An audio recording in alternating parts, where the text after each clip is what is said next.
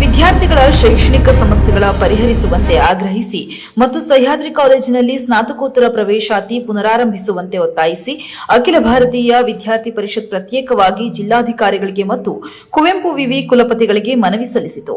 ವಿದ್ಯಾರ್ಥಿಗಳ ಬಸ್ ಸಮಸ್ಯೆ, ವಿದ್ಯಾರ್ಥಿ ನಿಲಯದ ಸಮಸ್ಯೆ, ಸಾರಿಗೆ ಕೊರತೆ, ಅತಿಥಿ ಉಪನ್ಯಾಸಕರ ಕೊರತೆ, ಕೆಪಿಎಸ್ಸಿ ಪ್ರಕರಣದ ಮುಂತಾದ ಶೈಕ್ಷಣಿಕ ಸಮಸ್ಯೆಗಳನ್ನು ಬಗೆಹರಿಸಬೇಕು. ಸರ್ಕಾರ ವಿದ್ಯಾರ್ಥಿಗಳ ಭವಿಷ್ಯದೊಂದಿಗೆ ಚೆಲ್ಲಾಟ ಆಡಬಾರದು. ಅದರಲ್ಲೂ ಗ್ರಾಮೀಣ ಪ್ರದೇಶದ ವಿದ್ಯಾರ್ಥಿಗಳು ಸಕಾಲದಲ್ಲಿ ಬಸ್ ಸಿಗದೆ ಪರದಾಡುತ್ತಿದ್ದಾರೆ. ಕೂಡಲೇ ಗ್ರಾಮಾಂತರ ಪ್ರದೇಶಗಳಿಗೆ ಹೆಚ್ಚುವರಿ ಬಸ್ಸುಗಳನ್ನು ಬಿಡಬೇಕು ಮತ್ತು ಮಲ್ಲಿಗೇನಹಳ್ಳಿಯಲ್ಲಿರುವ ದೇವರಾಜು ಅರಸು ವಿದ್ಯಾರ್ಥಿ ನಿಲಯ ಸೇರಿದಂತೆ ಜಿಲ್ಲೆಯ ಎಲ್ಲಾ ವಿದ್ಯಾರ್ಥಿ ನಿಲಯಗಳಿಗೆ ಸಾರಿಗೆ ವ್ಯವಸ್ಥೆ ಕಲ್ಪಿಸಬೇಕು ಎಂದು ಒತ್ತಾಯಿಸಿದರು. ಕೆಪಿಎಸ್ಸಿ ಹಗರಣ ಈಗಾಗಲೇ ಮುನ್ನೆಲೆಗೆ ಬಂದಿದ್ದು ಅಲ್ಲಿನ ಅವ್ಯವಹಾರಗಳಿಂದ ಅಭ್ಯರ್ಥಿಗಳ ಭವಿಷ್ಯ ಕತ್ತಲಿನಲ್ಲಿ ಇದೆ. ಕೂಡಲೇ ಹಗರಣವನ್ನ ಸಮಗ್ರ ತನಿಖೆ ನಡೆಸಿ ತಪ್ಪಿತಸ್ಥರಿಗೆ ಕಠಿಣ ಶಿಕ್ಷೆ ವಿಧಿಸಿ ಪ್ರಾಮಾಣಿಕ ವಿದ್ಯಾರ್ಥಿಗಳಿಗೆ ನ್ಯಾಯ ದೊರಕಿಸಿಕೊಡಬೇಕು ಎಂದು ಜಿಲ್ಲಾಧಿಕಾರಿಗಳಿಗೆ ಆಗ್ರಹಿಸಿದರು. ಹಾಗೆಯೇ ಸಹ್ಯಾದ್ರಿ ಕಾಲೇಜುಗಳಲ್ಲಿ ಸ್ನಾತಕೋತ್ತರ ಪ್ರವೇಶಾತಿಯನ್ನು ಪುನಃ ಆರಂಭಿಸಬೇಕು. ಕಲಾ ಮತ್ತು ವಿಜ್ಞಾನ ಕಾಲೇಜುಗಳಲ್ಲಿ ಎಂಎಸ್ಸಿ, ಎಂಎ ತರಗತಿಗಳನ್ನು ಆರಂಭಿಸಬೇಕು. ಅಸಮರ್ಪಕ ಡಿಜಿಟಲ್ ಮೌಲ್ಯಮಾಪನವನ್ನು ರದ್ದುಪಡಿಸಬೇಕು. ಘಟಿಕೋತ್ಸವವನ್ನು ತಕ್ಷಣವೇ ನಡೆಸಬೇಕು.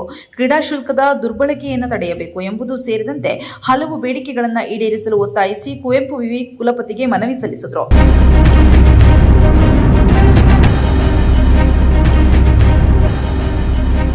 ಒಂದು ಸಣ್ಣ ಬ್ರೇಕ್ನ ನಂತರ ಎಬಿವಿಪಿ ರಾಜ್ಯ ಸಂಚಾಲಕರು ಏನು ಹೇಳಿದ್ದಾರೆ ಕೇಳೋಣ ಬನ್ನಿ.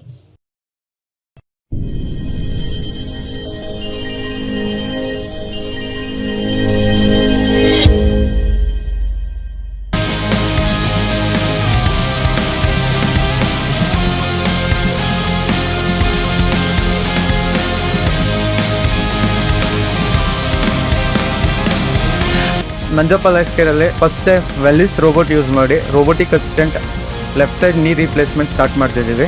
ಆ system is directly from USA imported one.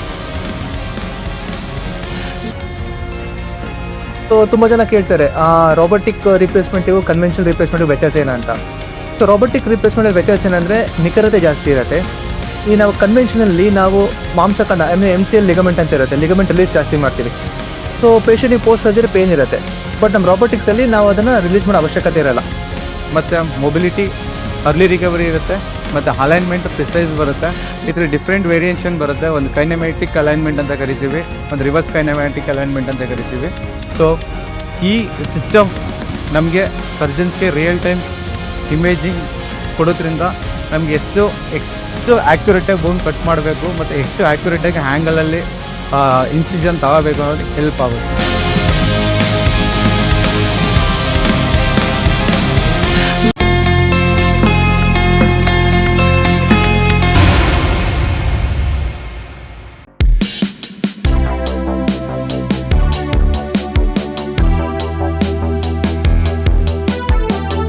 ಅಖಿಲ ಭಾರತೀಯ ವಿದ್ಯಾರ್ಥಿ ಪರಿಷತ್ತು ಇಂದು ಶಿವಮೊಗ್ಗ ಘಟಕ ವತಿಯಿಂದ ಇಂದು ಜಿಲ್ಲಾಡಳಿತಕ್ಕೆ ಮತ್ತು ನನ್ನ ಕುಲ ಸಚಿವರಿಗೆ ಬರಬೇಕು ಅಂತಂದು ನಾವು ಒಂದು ಹೋರಾಟ ಮಾಡಿದ್ವಿ.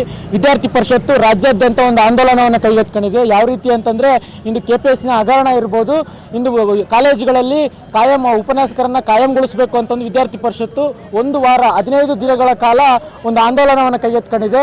ಇದು ನಿರಂತರವಾದ ಪ್ರತಿಭಟನೆ ನಡೀತಾ ಇದೆ. ಇಂದು ಜಿಲ್ಲಾ ಕೇಂದ್ರದಲ್ಲಿ ಮಾಡಿದ್ದೀವಿ, ನಾಡಿದ್ದು ವಿಭಾಗ ಕೇಂದ್ರದಲ್ಲಿ ಮಾಡ್ತೀವಿ, ಆಚೆ ನಾಡಿದ್ದು ಎಲ್ಲ ತಾಲೂಕು ಮಟ್ಟದಲ್ಲಿ ಶಾಖಾ ಕೇಂದ್ರಗಳಲ್ಲಿ ವಿದ್ಯಾರ್ಥಿ ಪರಿಷತ್ತು ಹೋರಾಟ ಹಮ್ಮಿಕೊಂಡಿದೆ.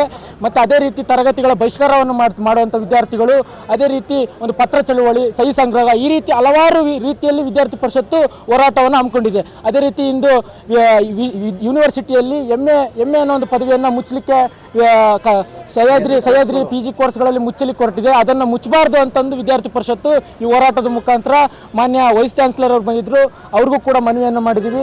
ಅದೇ ರೀತಿ ಮಳೆಯನ್ನು ಲೆಕ್ಕಿಸಿದೆ ಇಂದು ವಿದ್ಯಾರ್ಥಿ ಪರಿಷತ್ನ ಕಾರ್ಯಕರ್ತರು ವಿದ್ಯಾರ್ಥಿಗಳಿಗೆ ಧ್ವನಿಯಾಗಿ ನಿಲ್ಲುವಂಥ ಕೆಲಸವನ್ನು ಮಾಡಬೇಕು.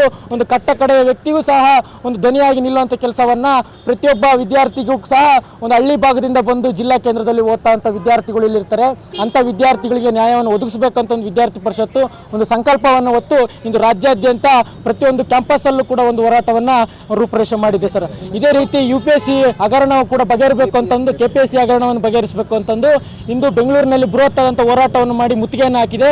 ಅದೇ ರೀತಿ ರಾಜ್ಯಾದ್ಯಂತ ಹೋರಾಟ ಕೂಡ ಮಾಡ್ತಾ ಇದೆ. ಈ ರೀತಿ ಇನ್ನು ರಿಜಿಸ್ಟ್ರ್ ಅವರು ನಮ್ಮ ಮನವಿಯನ್ನು ಸ್ವೀಕಾರ ಮಾಡಿದ್ದಾರೆ. ನಡೀತಿರುವಂಥ ಎಲ್ಲ ಅಹಿತಕರ ಘಟನೆಗಳನ್ನು ಎಲ್ಲ ಬಗೆಹರಿಸ್ತೀವಿ ಅಂತಲೂ ಹೇಳಿದ್ದಾರೆ. ಮತ್ತು VC ಅವ್ರ ಜೊತೆನೂ ಕೂಡ ಚರ್ಚೆಯನ್ನು ಮಾಡ್ತೀವಿ ಅಂತ ಹೇಳಿದ್ದಾರೆ. ಅದೇ ರೀತಿ ಅಡಿಷನಲ್ DC ಅವರು ಬಂದಿದ್ದರು, ಅವರು ಜಿಲ್ಲಾಧಿಕಾರಿಗಳ ಮುಖಾಂತರ ಘನ ಸರ್ಕಾರಕ್ಕೆ ತಲುಪಿಸ್ತೀವಿ ಅಂತ ಹೇಳಿದ್ದಾರೆ. ಇದೇ ರೀತಿ ರಾಜ್ಯದಲ್ಲಿ ಶಿಕ್ಷಣ ಸಚಿವರೇ ಇಲ್ಲದೆ ಶಿಕ್ಷಣ ಸಂಕುಲ ಬಡತನದಲ್ಲಿ ಬಡವರಾಗ್ತಾ ಇದ್ದಾರೆ. ಇಲ್ಲಿ ವಿದ್ಯಾರ್ಥಿಗಳು ಬಡವರಾಗ್ತಿದ್ದಾರೆ ಹೊರತು ಯಾವುದೇ ರಾಜಕಾರಣಿ ಮಕ್ಕಳು ಬಡವರಾಗ್ತಿಲ್ಲ. ಹಾಗಾಗಿ ಸರ್ಕಾರ ಎಚ್ಚೆತ್ತುಕೊಳ್ಬೇಕು, ಶಿಕ್ಷಣ ಸಚಿವರನ್ನು ನೇಮಕ ಮಾಡಬೇಕು, ಆಗ್ತಿರುವಂಥ ಸಮಸ್ಯೆಗಳನ್ನೆಲ್ಲ ಬಗೆಹರಿಸಬೇಕು, ವಿದ್ಯಾರ್ಥಿಗಳ ವೇತನವನ್ನು ನೀಡಬೇಕು, ಮತ್ತು ಎಲ್ಲ ಅಧ್ಯಾಪಕರನ್ನ ಕಾಯಂಗೊಳಿಸಬೇಕು. ಅತಿಥಿ ಉಪನ್ಯಾಸಕರೆಲ್ಲ ವಿದ್ಯಾರ್ಥಿ ಪರಿಷತ್ ಕೇಳ್ತಿರೋದು ಸ್ಪಷ್ಟವಾದ ಸಂದೇಶನ ರವಾನೆಯನ್ನು ಮಾಡಲಿಕ್ಕೆ ಇಚ್ಛೆಪಡ್ತೇನೆ ಮಾಧ್ಯಮದ ಮುಖಾಂತರ. ಕಾಯಂ ಅಧ್ಯಾಪಕರನ್ನ ನೇಮಕ ಮಾಡಬೇಕು.